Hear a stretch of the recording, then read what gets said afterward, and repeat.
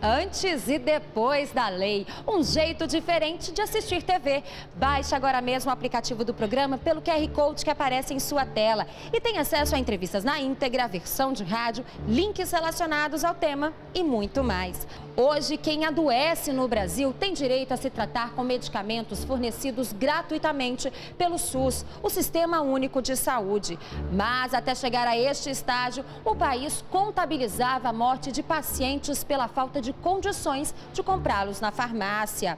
Muitos, sem dinheiro, não tinham outra alternativa, senão depender da caridade. Antes da década de 90, as leis existentes não atendiam às necessidades da população e os medicamentos, mesmo a um custo mais baixo, ainda eram cobrados do cidadão.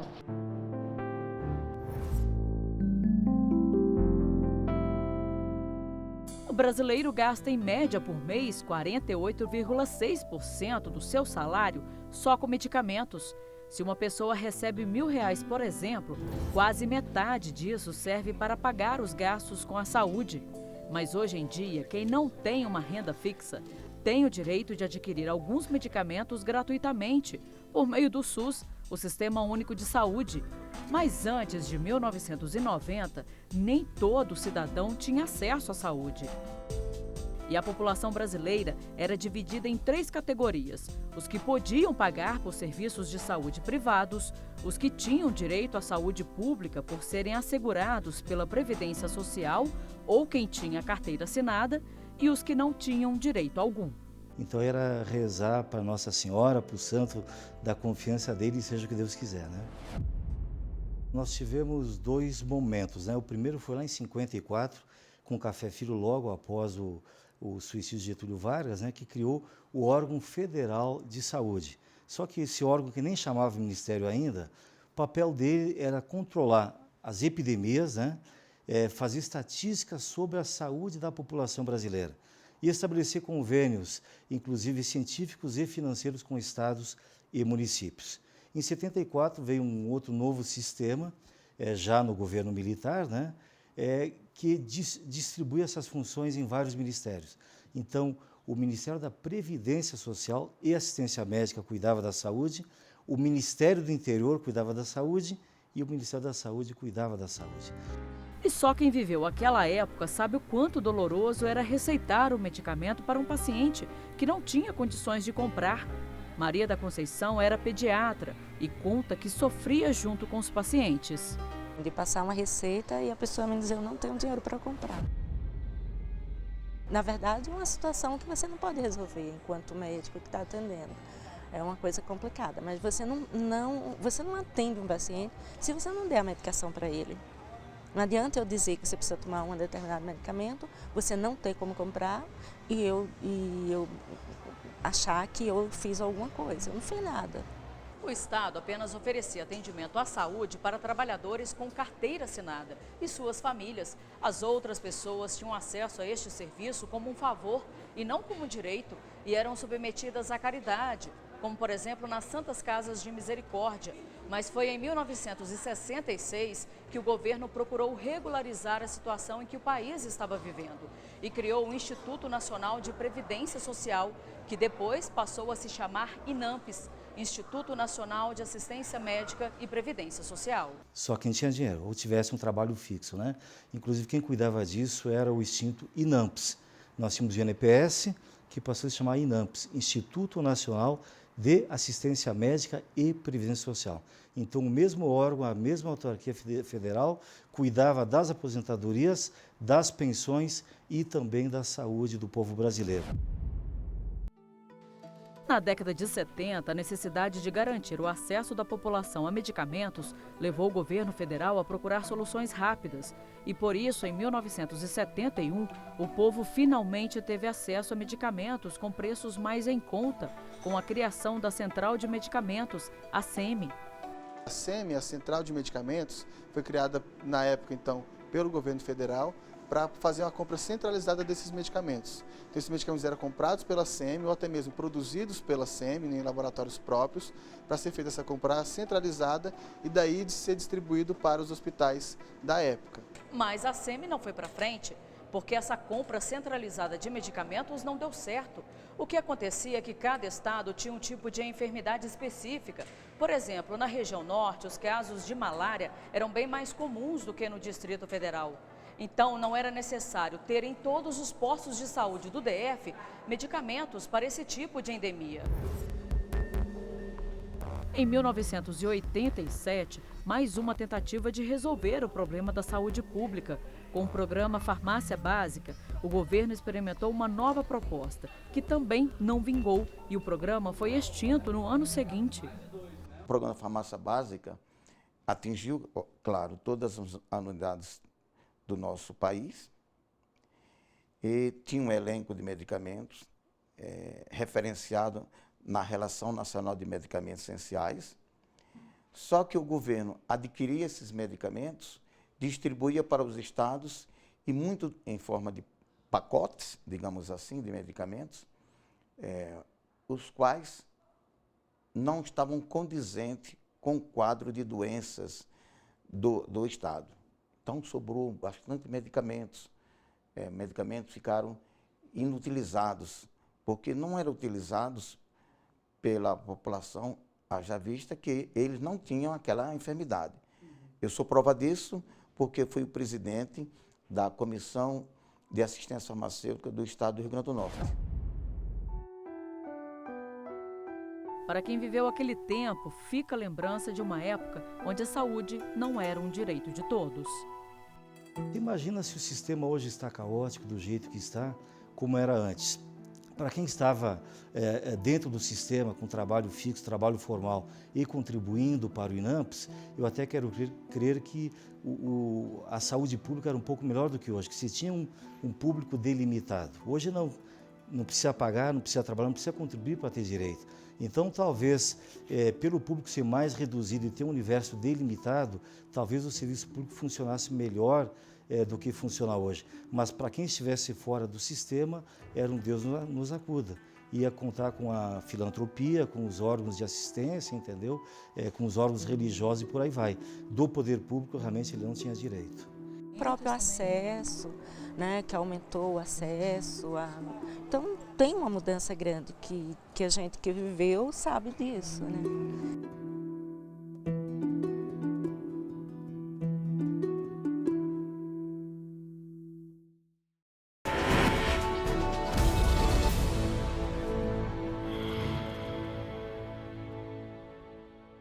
A casa própria é o sonho de muita gente, mas que nem sempre se realiza. O atraso na entrega de imóvel comprado na planta tem índices alarmantes. Mais de 90% dos proprietários só recebem as chaves depois do prazo. Descumprir com a data de entrega estabelecida no contrato garante ao consumidor o reembolso imediato, integral e corrigido do valor pago. Dignidade e respeito. Direitos do consumidor. Superior Tribunal de Justiça. O Tribunal da Cidadania.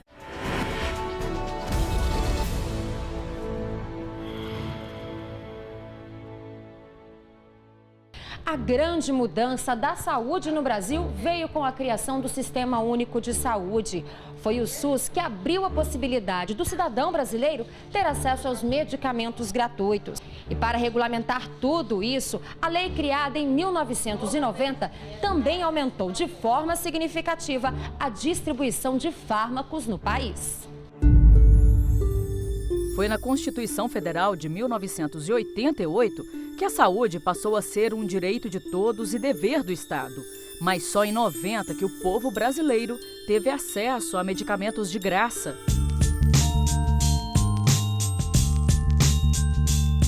A Lei 8.080, ela regulamenta o Sistema Único de Saúde.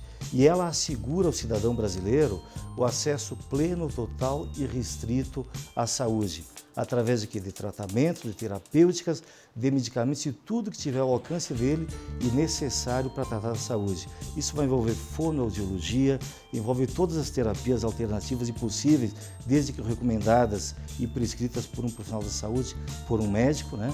E tudo que tiver ao alcance. É obrigação do Estado assegurar ao cidadão. Não é difícil achar quem ande por aí com uma bolsinha cheia de remédios. Alguns foram comprados, mas a maioria foi adquirido gratuitamente pelo SUS, o Sistema Único de Saúde. E foi na elaboração da Lei Orgânica da Saúde, a Lei 8.080 de 1990, que o Sistema Único de Saúde foi regulamentado. O Sistema Único de Saúde, ele é uma conquista da população brasileira, porque ele traz o princípio do direito à saúde, um direito universal, um sistema que trabalha princípios fundamentais a partir da Constituição, da universalidade, da gratuidade, da integralidade. E ele rompeu a barreira desse direito quando, ao reconhecer esses princípios, anteriormente ao próprio SUS, só tinha direito à assistência à saúde aqueles indivíduos que tinham carteira assinada, que eram fichados nas empresas e que tinham, então, um sistema previdenciário que cobria.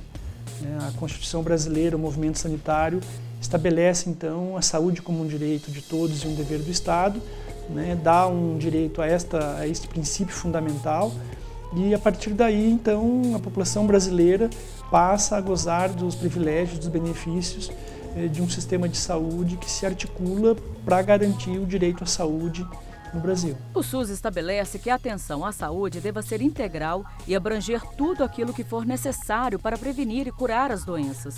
Assegura também que todo cidadão tem direito de obter gratuitamente os medicamentos que ele precisa, como é o caso da dona Lucimar. Olha ela lá no balcão da farmácia de alto custo com as mãos cheias de remédios. Já a dona Lucimar, de 51 anos, há 4 anos, ela pega os medicamentos aqui na farmácia de alto custo, né, dona Lucimar? E olha a quantidade de remédios que a dona Lucimar usa. Ela tem um problema de rins, ela faz hemodiálise, olha, só aqui na mão são 4 caixas de remédio, fora esse daqui que a gente está com todo cuidado, porque ele não pode ficar fora aqui do isoporzinho, porque ele tem que ficar refrigerado. Isso aqui já é para hemodiálise de amanhã, né, dona Lucimar? Então, dona Lucimar, se a senhora tivesse que pagar, a senhora nem sabe. Nem sei, nem teria condições, né? Cada remedinho desse deve... É caro. No mesmo dia, encontramos também a dona Júlia, outra senhora que precisa muito dessa forcinha com os medicamentos. Dona Júlia tem 59 anos, é aposentada, né, dona Júlia? Sim. Recebe um salário mínimo por mês, que dá uns R$780. Paga aluguel, um aluguel caro de R$400. Sobra pouquíssimo, né, dona Júlia, para alimentação, para lazer. Dona Júlia tem para tudo, né? Dona Júlia tem um glaucoma há 3 anos. E graças a Deus que a dona Júlia pega, olha, esse colírio na farmácia de alto custo. E senão a senhora teria que gastar quanto para comprar esse colírio aqui? R$130. A senhora já fez a pesquisa? Já perguntei já. 130. Muito caro. Aí então, o que eu ganho não dava, né? Já não dá, né? Aí é que não dava, né? Todo cidadão brasileiro tem o direito à saúde, de acessar aos serviços que o Sistema Único de Saúde oferece, independente de classe social, de renda, de cor, de credo, enfim, não há nenhuma distinção. As portas das unidades do Sistema Único de Saúde estão abertas a qualquer indivíduo, independente dessas características, e é um sistema de saúde que, junto aí com poucos países do mundo, com populações pequenas ou populações grandes, que é um sistema universal, ou seja, todos têm direito à prestação de serviço, à carteira de benefícios do SUS. O fornecimento de remédios era realizado pelo SUS em atendimento ao princípio da integralidade, mas só em 1998 que foi aprovada a Política Nacional de Medicamentos, que garantiu a segurança, eficácia, qualidade, a promoção do uso racional e o acesso da população àqueles considerados essenciais. Atualmente, o Brasil está entre os 10 países que mais comercializam medicamentos. Por ano, o Ministério da Saúde investe R$9 bilhões na compra de remédios que são distribuídos pelo Sistema Único de Saúde. Essa daqui é a Graça. A Graça é a mãe da Camila. A Camila está sentadinha ali no sofá. Oi, Camila. Camila tem 19 anos. E a Graça, por 12 anos, teve esse benefício do SUS de pegar pelo menos 2 medicamentos para Camila, né? Graça, como é que era? Como é que foi durante esses anos? Bom, eu precisei fazer primeiramente um cadastro, né? Aí, a partir do 2º mês, eu só com uma receita médica, eu já ia lá e retirava a medicação. Raras vezes aconteceram, né, que não havia medicação. Aí, logicamente, eu tinha que arcar, porque ela não podia ficar sem a medicação. Ela é uma criança, uma adolescente especial, e ela tem deficiência intelectual e tem epilepsia, Que, no caso, que causa as convulsões. E os remédios eram para essa epilepsia, né? Um deles sim, e o outro porque ela tinha uma puberdade precoce e precisava ser cuidado. E aí a gente fez uma continha aqui, só para ter uma ideia, só esse anticonvulsivante, a Camila tomava 3 caixas por mês, né? Eram 90 comprimidos. Sim. Só esse era R$900. Se ela tivesse que arcar, comprar com o próprio dinheiro. O remédio de hormônios era mais R$680. Quer dizer, por mês daria aí R$1.600. Já paga imposto, esse remédio já está pago, mas se você tivesse que tirar do bolso... Difícil, bem difícil. Lógico que a gente faria qualquer coisa, né? Mas muita dificuldade para quem precisa de medicação de alto custo, porque tem muito maior custo.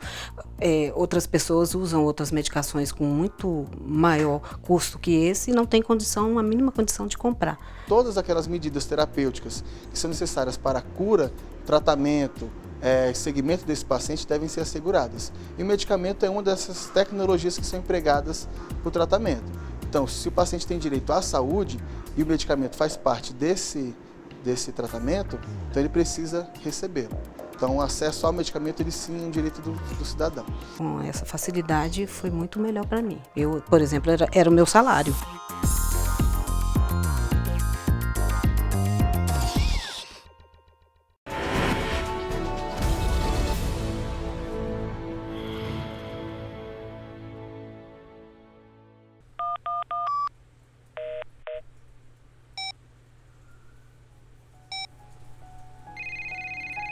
Alô? Plano de saúde não pode ser uma dor de cabeça para os segurados. Adiamento de consultas e cirurgias já marcadas, reajustes indevidos, recusa de cobertura, descredenciamento de prestadores de serviços e erro médico são algumas situações enfrentadas. O plano de saúde deve garantir o acesso do cliente aos serviços e procedimentos obrigatórios. Procure sempre mais informações sobre os seus direitos. Dignidade e respeito. Direitos do consumidor. Superior Tribunal de Justiça. O Tribunal da Cidadania.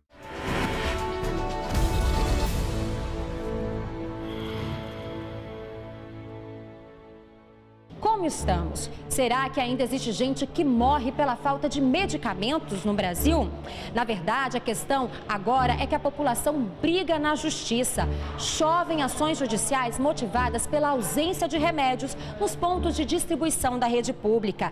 E a nossa reportagem acompanhou a saga desses pacientes.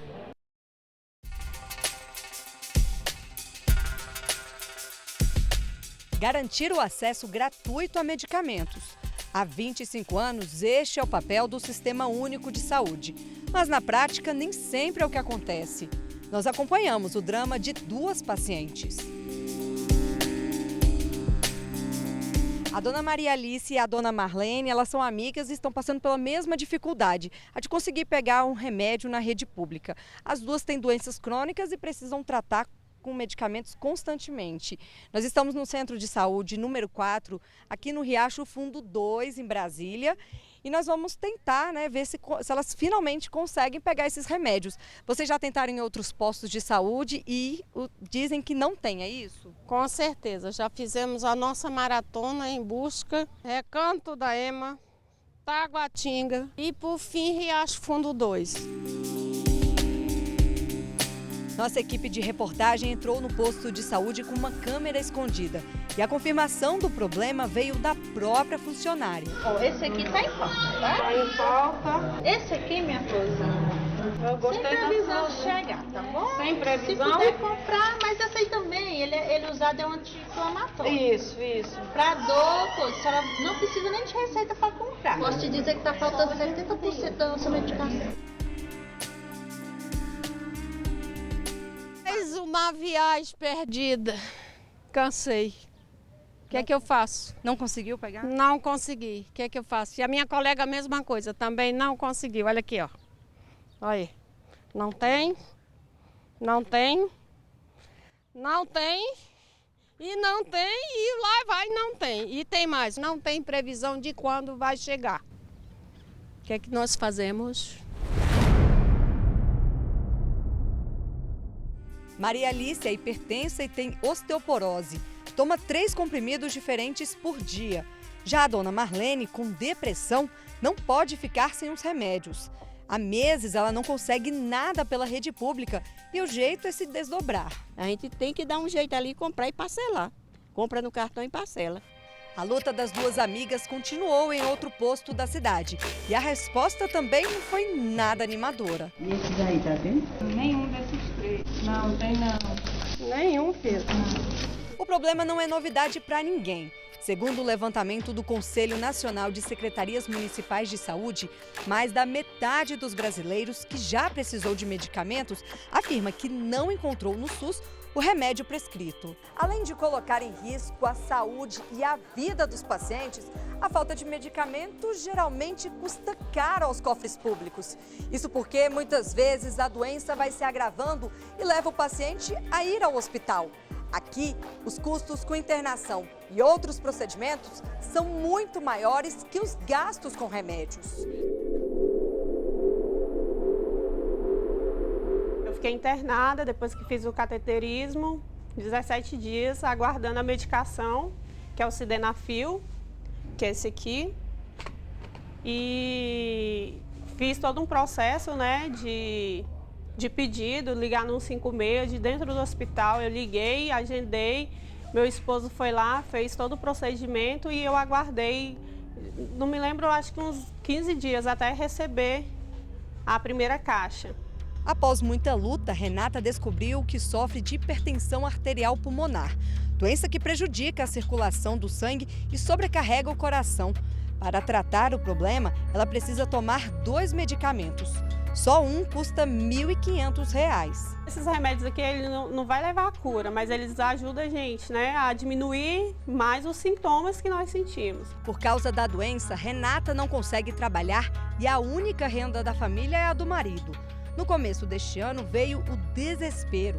O remédio acabou na rede pública. A ajuda veio da internet, de um grupo numa rede social. Uma moça lá do Paraná, ela me emprestou uma caixa e veio e chegou que eu comecei a tomar, mas mesmo assim ainda continuou sem, né? Ainda passou um mês, aí eu não tinha como devolver a caixa e nem como ela me emprestar mais, e eu fiquei um mês sem tomar a medicação, até chegar.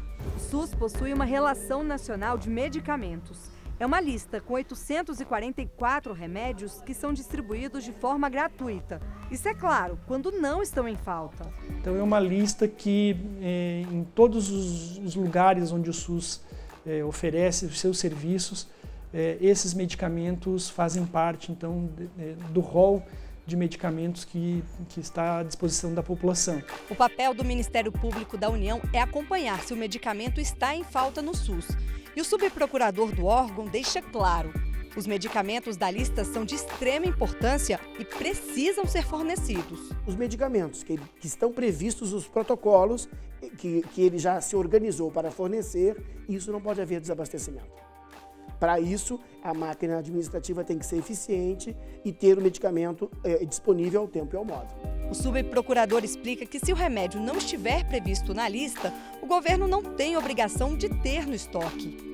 Se essa pessoa nunca esteve na rede, nunca foi atendida, não era conhecida, você não pode aparecer surpreendentemente ao sistema e dizer: cadê o medicamento? Nos últimos 3 anos, o valor pago em ações judiciais saltou de 367 milhões em 2012 para 844 milhões em 2014, um aumento de 129%. E sabe o motivo de tantas ações? A falta de acesso a tratamentos no SUS, seja por não ter medicamentos ou porque eles não foram incluídos na lista da rede pública. Mas por que será que mesmo os medicamentos básicos previstos na relação estão faltando? Bom, segundo a Defensoria Pública, o principal motivo é a desorganização do órgão responsável pela compra. Falta de planejamento, previsão da quantidade de remédio que seria consumido pelos pacientes a busca de contratos de licitação que tivesse transparência, publicidade, ampla concorrência, que esses medicamentos comprados não ficassem estocados e correndo o risco de ultrapassar o prazo de validade. Então é necessário que haja um controle eficaz daquilo que é consumido, daquilo que é necessário e daquilo que é comprado. E a gente percebe que isso só se faz com uma administração ou com uma gestão eficiente, cujos profissionais tenham um planejamento correto e, mais do que isso, saibam identificar as necessidades da população. Já o Ministério da Saúde se justifica. Falta porque não tem matéria-prima para ser produzido, falta porque a indústria farmacêutica não consegue produzir esse medicamento porque não consegue importar matéria-prima, há algum problema regulatório que gere esse desabastecimento, é uma vertente. Ou falta porque esse medicamento que foi prescrito não é um medicamento da lista que o SUS oferece. Mas ainda há esperanças para pacientes como a dona Maria Alice, Marlene e Renata. Nós primeiro requeremos uma obrigação de fazer para que o Estado conceda o medicamento ao paciente. Muitas das vezes isso gera um atraso ou uma demora e o descumprimento dessa decisão pode acarretar inclusive uma ordem judicial para que o dinheiro seja retirado das contas do Tesouro, entregue à mão do paciente, o paciente vai até a farmácia, compra o medicamento e devolve a nota fiscal comprovando o dispêndio daquele valor. Eu tenho vontade de andar de bicicleta, de jogar bola com os meninos, correr, andar, ir na padaria. Coisas simples mesmo, eu não consigo. Não é porque eu não quero, sabe? Eu tenho muita vontade, mas porque a doença não deixa mesmo.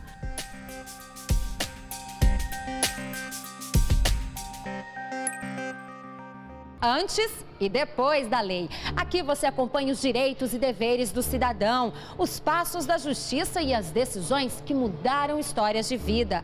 Nós temos um encontro marcado na próxima semana com mais uma lei que faz a diferença na vida dos brasileiros. Participe, mande sugestões para antes e depois da lei, @stj.jus.br. E não se esqueça, a sua participação é muito importante para nós. Eu fico por aqui, obrigada pela companhia e até o próximo programa.